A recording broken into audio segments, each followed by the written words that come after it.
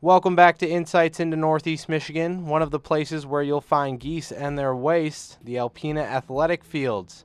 Athletic Director Tim Storch and his grounds team put up with this problem year in and year out, constantly employing different methods to try and keep the geese from dropping too much natural fertilizer on their fields. Obviously, we have a large goose population here on the Alpena athletic fields. How big is this problem? Well, it's one of those problems that it's not, you can't get a consistent handle on it because at times it's severe, and right now, thankfully, it's not as bad. I've talked to my head of grounds and maintenance here, and Kevin does a great job outside, and we had this conversation yesterday in preparation for this discussion. And he tells me that right now we're benefiting in the stadium because in the cemetery there's a young family of fox that has taken up residence, and in the morning they like to get out and get an early breakfast, and sometimes there's a goose or two that might have disappeared, and that has had the effect of scaring a lot of them away. So right now, they're our best friends in keeping the geese away. And you get some natural help there from the fox and that family. What are some other tactics that your grounds team has tried to kind of keep this population away and ruining your fields? One of the things that's been somewhat effective is we've had volunteer parents bring their dogs over, just to run the fields for 10 or 15 minutes, and that's effective, but then you have to rely on those people bringing their dogs over, and you can't always do it at the same time of the day because then the geese are smart enough to realize, well, they're only here from 8 to 8:30 in the morning, and then I'm good to come in. So that's a little bit problematic, to get them to come at different times of the day to do that, but that's been somewhat effective. I know we've tried cutouts of dogs and coyotes on fields, and that's had a limited success, but the problem is you've got to move them. Again, the geese are smart. If they're always in the same spot, they figure that this is not a real dog or a real coyote.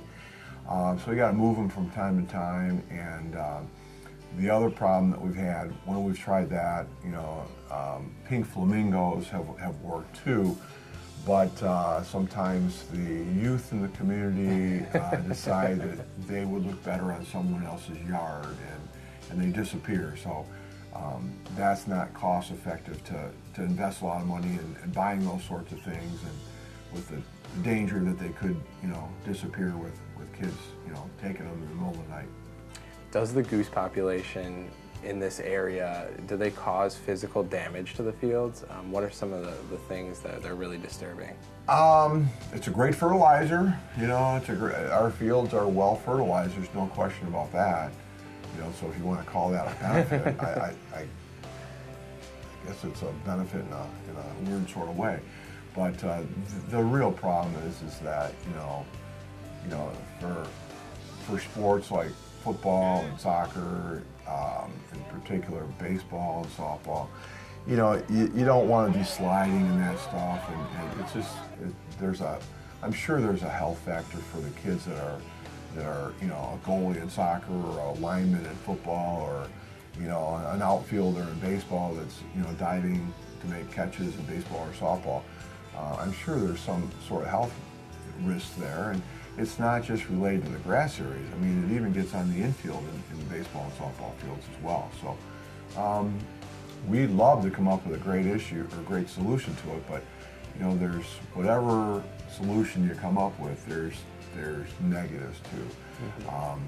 I know on the market, my groundskeepers told me that there's a chemical substance like a pesticide, but then you're introducing more pesticides in the area, and that is quite costly.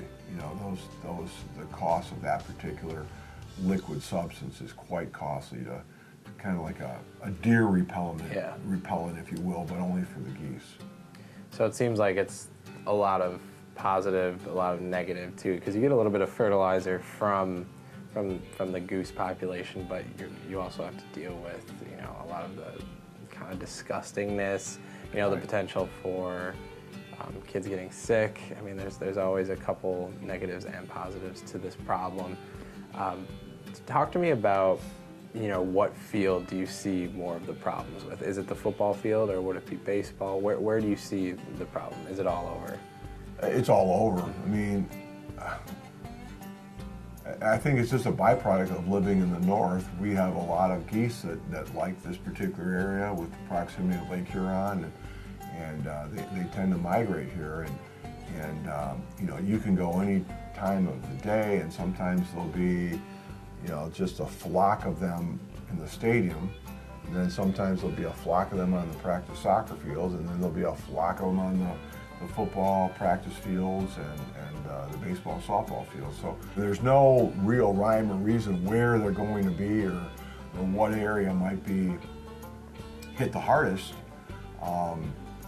You know, and as the weather gets cooler and the grass gets greener and more plush, that entices them to come more frequently.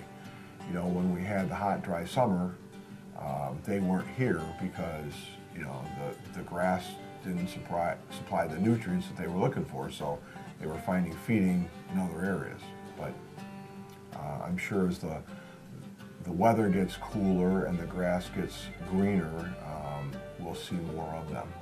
And since you've been here, you know, what are the trends that you've noticed? Is it consistently, you know, are you seeing a consistent goose problem? Are there some summers that are different, some times that are different than others, or is it just pretty steady throughout? Well, my feeling is it's much worse in the fall.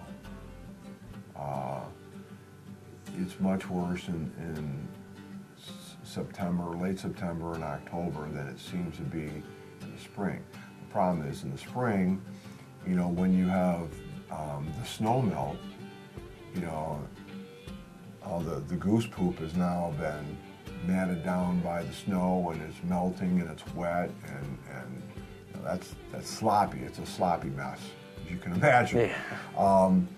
But you know, the best solution that we found is when it eventually dries up and we can cut the grass a few times, you know, then it gets you know, destroyed and breaks down a little bit. But you know, when it's wet and sloppy, that's a mess in the springtime for the spring sports. Do you think it'll ever be possible to see your athletic fields without a goose population at all? There are solutions to it, but it's a cost factor, and you have to prioritize what you're going to spend your money on, and you know, where you're going to put your focus. You know, I think, you know, coaches and athletes have come to deal with it as best they can, and you know, we do have some limited success with certain solutions, and maybe those are the solutions that we can try to expand upon. Coming up next on Insights into Northeast Michigan, we look at the lethal methods and non-lethal methods the city uses to curb the goose population. Stay tuned.